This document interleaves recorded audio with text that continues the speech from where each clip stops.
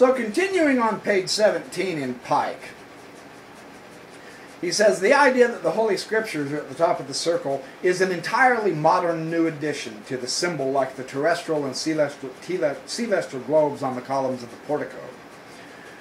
Thus, the ancient symbol has been denaturalized by incongruous additions. So he doesn't agree with some of the ways these symbols have been put together, even though, interestingly enough, the nature of the symbols that we have right now in our lodge is truly very meaningful.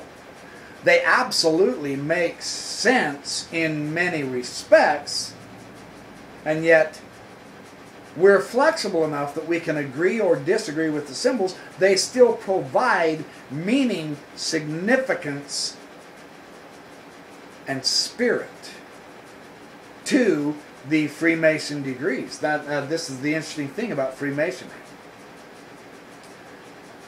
So, he said, Masonry has its Decalogue, which is a law to its initiates. Now he describes the ideas, the philosophy, the spiritual philosophy, the background, the foundation, the inheritance in Freemasonry for we initiates. And I think this is a very interesting list, to say the least. Number 1, God is the eternal, omnipotent, immutable wisdom and supreme intelligence and exhaustless love. Thou shalt adore, revere, and love him. Thou shalt honor him by practicing the virtues. 2, thy religion shall be to do good, because it is a pleasure to thee, and not merely because it is a duty. That thou mayest become the friend of the wise man, thou shalt obey his precepts. Thy soul is immortal, thou shalt do nothing to degrade it. Number 3, thou shalt unceasingly war against vice. Thou shalt not do unto others that which thou wouldst not wish them to do unto thee. Thou shalt be submissive to thy fortunes, and keep burning the light of wisdom. I like that, burning the light of wisdom. That's well put. Number 4, thou shalt honor thy parents. Thou shalt pay respect and homage to the aged. Thou shalt instruct the young. Thou shalt protect and defend infancy and innocence. Number 5, thou shalt cherish thy wife and thy children. Thou shalt love thy country and obey its laws. On page 18, number 6, thy friend shall be to thee a second self. Misfortune shall not estrange thee from him. Thou shalt do for his memory whatever thou wouldst do for him if he were living. Number 7, thou shalt avoid and flee from insincere friendships. Thou shalt in everything refrain from excess.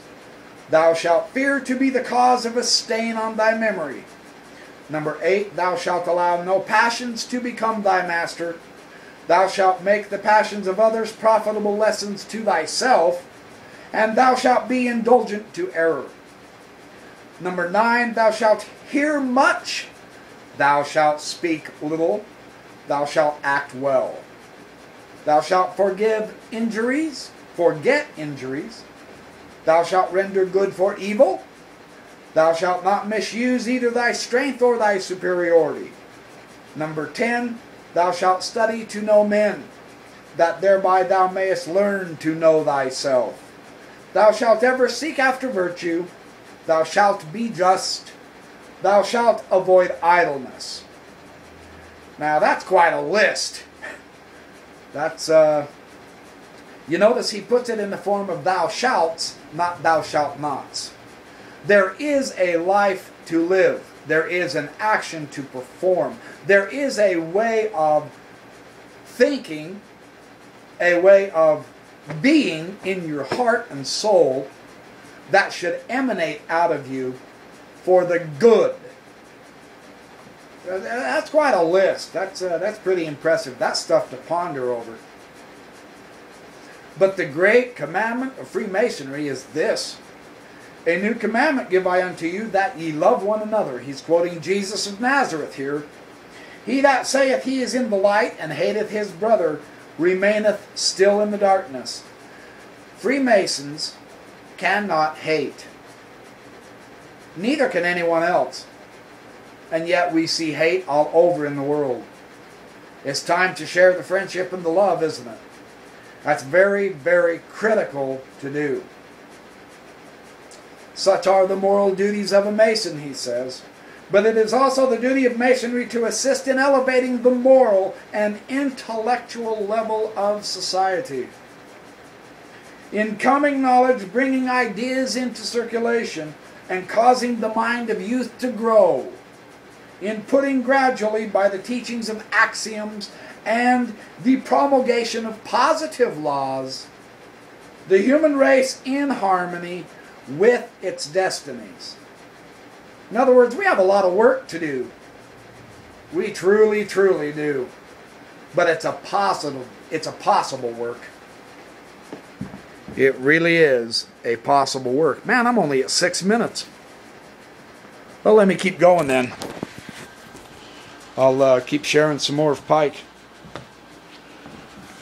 This is such a powerful few pages in Pike. It's really impressive. Oh, and what he says here is very important. I've already said it in my videos, but I'm going to say it again. To this duty and work, the initiate is apprenticed, of course. That's why we're an apprentice Mason. We're learning to change our attitudes about life as an entered apprentice Mason so as to produce better good and benefit for all mankind. See, anciently they had entered apprentice Masons for 2 years before they let them advance. They taught them their lessons well. He must not imagine that he can affect nothing. In other words, we do have value, each and every one of us, even as a beginner, an entered apprentice Mason. Don't think that you have no effect, that you can do nothing. That is simply not true. He says, don't become inert because you're afraid you can't do anything as an entered apprentice. When you look around, I mean, I have an SGIG in my lodge. I have at least a dozen past worshipful masters. And I have 2 or 3 former grand masters of the entire state. And all of these guys attend my lodge. My lodge is packed with Masonic power. Pike is saying, don't let that intimidate you and let you become inert. It is in this, as in man's daily life, many great deeds are done in the small struggles of life. It is by the small things that the great things can come about. That is so true. The vast oceans of water on earth got there one drop at a time. Carl Sagan, interestingly enough, in his book Comet, says it came from the celestial realms, through comets, ice from space, and so on and so forth. We really are creatures of the universe, aren't we? Many great deeds are done in the small struggles of life. There is, we are told, a determined, though unseen bravery, which defends itself foot to foot in the darkness against the fatal invasion of necessity and of baseness. There are noble and mysterious triumphs which no eye sees, which no renowned reward, which no flourish of trumpets salutes. But they exist nonetheless. We begin our journey with the first step, and it progresses from there. Pike is saying, don't be intimidated. Accept the duty, the responsibility. Use your skills, acquire more skills. Use your knowledge, acquire more knowledge. Use your goodness, acquire more goodness. It has to start somewhere. Everyone in Freemasonry is valuable. I mean, that tastes good, doesn't it? That is great teaching.